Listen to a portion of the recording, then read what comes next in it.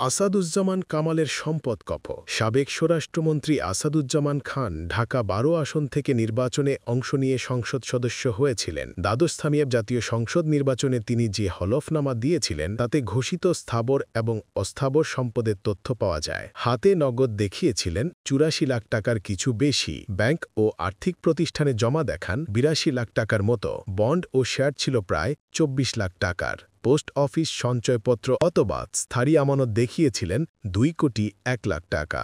দুটি মোটরগাড়ির দাম দেখিয়েছিলেন ১ কোটি ৬১ লাখ টাকা। তার ইলেকট্রনিক্স সরঞ্জাম ও আসবাব ছিল ২ লাখ টাকার। তিনি ঋণ বাবদ ব্যবসার মূলধন দেখিয়েছিলেন ২ কোটি ২০ লাখ টাকা। সোনা দেখান ১০ ভরি, তবে দাম উল্লেখ ছিল না। হলফনামা অনুযায়ী আসাদুজ্জামান খানের কৃষিজমির পরিমাণ ১৭১%, যার অর্জনকালীন মূল্য ১ কোটি ৬ লাখ টাকা। অকৃষিজমি ১৮.৫%, যার অর্জনকালীন মূল্য ৫৮ লাখ টাকা। তিনি বাড়ি এবং অ্যাপার্টমেন্টের ঘরে দুটি সম্পদের মূল্য দেখিয়েছেন। একটি গ্রামের বাড়ি বলে উল্লেখ করেছেন, যার অর্জনকালীন মূল্য ৮০ লাখ টাকা। অন্যদিকে আরেকটির মূল্য দেখানো হয়েছে প্রায় ১৩ লাখ টাকা।